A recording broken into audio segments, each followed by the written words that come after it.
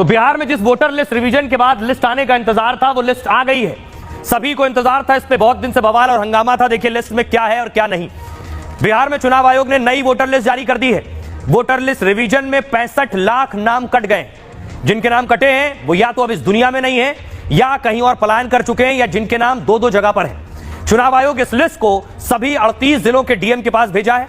नई voter list को राज्य के सियासी दलों से भी साझा किया गया है। चुनाव आयोग ने अपने वोटर सर्विस पोर्टल पे इसे अपलोड कर दिया है। अगर आप बिहार के रहने वाले हैं तो वोटर लिस्ट पोर्टल पर देख सकते हैं। मतदाता ऑनलाइन वोटर लिस्ट में अपना नाम चेक कर सकते हैं। चुनाव आयोग ने वोटर लिस्ट में करेक्शन का मौका भी दिया है। जिनका नाम नहीं आया है, अगर लिस्ट में नाम छूट गया है तो उसे आप जुड़वा सकते हैं। अगर कोई नाम गलती से जुड़ गया है तो उसे हटवा भी सकते हैं। इसके लिए चुनाव आयोग विशेष कैंप लगाने जा रहा है जहां दावे और आपत्तियां दर्ज कराई जा सकती हैं। वोटर लिस्ट करेक्शन का काम कल से शुरू भी हो जाएगा। चुनाव आयोग ने इसके लिए 30 दिन का समय दिया है। 1 सितंबर तक नाम जोड़ने हटाने का काम होगा।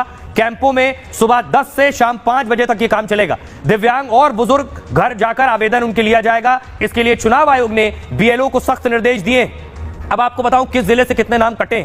सारण में 2,73,000 नाम कटे, भागलपुर में 2,44,000, पश्चिमी चंपारण में 1,91,000, किशनगंज में 1,46,000 नाम कटे, सहरसा में 1,31,000, सुपौल में 1,28,000 और बक्सर में 87,000 नाम कटे। खगड़िया में 79,000 नाम हटाए गए। शेखपुरा में 26,000 नए नाम वोटर लिस्ट में नहीं।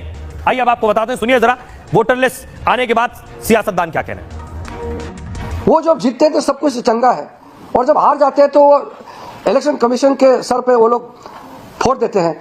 ये लोकतंत्र को कमजोर करने के लिए जो षड्यंत्र रचा रहे हैं उसमें बहुत बड़ा मुझे ये खेल दिखाई देता है। बार बार संवैधानिक संस्था को अटैक करना। हमारे प्रोटेस्ट के बाद कि एसआईआर पे चर्चा हो, वोट बंदी का दूसरा नाम है एसआईआर। उसके बाद सभा में विमर्श के ना करा करके सदन को 4 तारीख तक के लिए स्थगित कर दिया। ये राजनीति नहीं है, ये लोकतंत्र में सबसे बड़ी जो स्ट्रेंथ होती है वो आपका वोट होता है, वोटर होता है। अगर वोटर का वोट स्ट्रेंथ का हक ही छीन लिया जाएगा तो हम कैसे चुप बैठेंगे। ये लोग तो बिहार के लिए कर रहे हैं, बिहार के जनता पर तो कोई असर इस बात का नहीं है। बिहार की जनता पर तो जो वोटर है 90% से ज्यादा लोग ऑलरेडी अप्लाई कर चुका है। बिहार की जनता में कहाँ असर है इस चीज का। जो इंडिपेंडेंट संस्था है उस पर दबाव बनाने का इनका एक प्रयास है, अनर्गल प्रलाप है। इस प्रलाप से न चुनाव आयोग को कुछ बिगड़ने वाला है, न देश के लोग तो इस पर थूक ही रहे हैं कि आप यह गलत कर रहे हो। और इस बीच राहुल गांधी ने चुनाव आयोग और मुख्य चुनाव आयुक्त को भी धमकाया है। क्या कह रहे हैं राहुल गांधी। चुनाव आयोग ने लिस्ट जारी कर दी एक तरफ और दूसरी तरफ राहुल ने ईसी को धमकाना शुरू कर दिया। राहुल ने पिछले 9 दिनों में दूसरी बार चुनाव आयोग को धमकी दी है। राहुल ने आज कहा चुनाव आयोग वोटों की चोरी कर रहा है। हमारे पास एटम बम है, जब फटेगा तो चुनाव आयोग बचेगा नहीं। चुनाव आयोग में जो भी वोट चुराने का काम कर रहे हैं उन्हें हम छोड़ेंगे नहीं। आप हिंदुस्तान के खिलाफ काम कर रहे हैं, जो देशद्रोह है। आप कहीं भी हो, चाहे आप रिटायर ही क्यों ना हो जाएं, हम आपको ढूंढ निकालेंगे। इससे पहले 24 जुलाई को भी राहुल ने धमकी दी थी। कहा था मैं चुनाव आयोग को एक मैसेज देना चाहता हूं, अगर आपको लगता है कि आप इससे बच निकलेंगे, अगर आपके अधिकारी सोचते हैं कि वो बच जाएंगे तो ये आपकी गलतफहमी है, हम आपको बच के जाने नहीं देंगे। राहुल के बयान पर चुनाव आयोग ने पलटवार किया है। चुनाव आयोग ने सख्त भाषा में कहा कि ऐसे निराधार आरोपों को नजरअंदाज करता है चुनाव आयोग।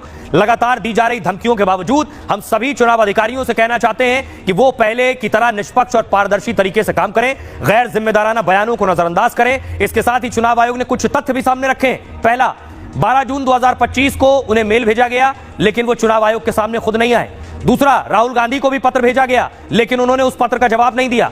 तीसरा, उन्होंने कभी किसी मुद्दे पर चुनाव आयोग को कोई पत्र नहीं भेजा। चौथा, यह अजीब है कि वो बेतुके आरोप लगाते हैं। अब तो चुनाव आयोग के अफसरों और कर्मचारियों को भी धमकाने लगे हैं। सुनिए जरा राहुल क्या कुछ कह रहे हैं और रविशंकर प्रसाद क्या कह रहे हैं। वोट चोरी हो रही है और अब हमारे पास ओपन एंड शट प्रूफ है कि इलेक्शन कमीशन वोट चोरी में इन्वॉल्व है। तो हमने अपना ही इन्वेस्टिगेशन करवाया, उसमें 6 महीने लगे और जो हमें मिला है वो एटम बम है। मतलब एटम बम है, फटेगा तो आप इलेक्शन कमीशन आपको दिखेगा नहीं हिंदुस्तान। राहुल गांधी कांग्रेस पार्टी, पहले अपने अंदर देखो कि जनता आपको वोट क्यों नहीं देती है, ये समझना पड़ेगा।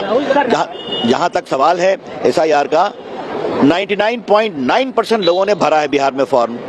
उसमें क्या निकला है, 20 लाख से अधिक लोग मरे हुए हैं, 30 लाख लोग एक स्थान से दूसरे स्थान पर चले गए हैं। तो क्या कानून तो यही ना है कि जो वोटर होगा वही वोट देगा, जो उस क्षेत्र में रहता है वही वोट देगा, जो एक स्थान से 2 स्थान पर वोटर है तो उसका कटेगा। तो ये कार्रवाई हो रही है तो आपको परेशानी क्यों हो रही है? क्या इसी तरह के जाली मतदाताओं के आधार पर जीतना चाहते हैं ये लोग?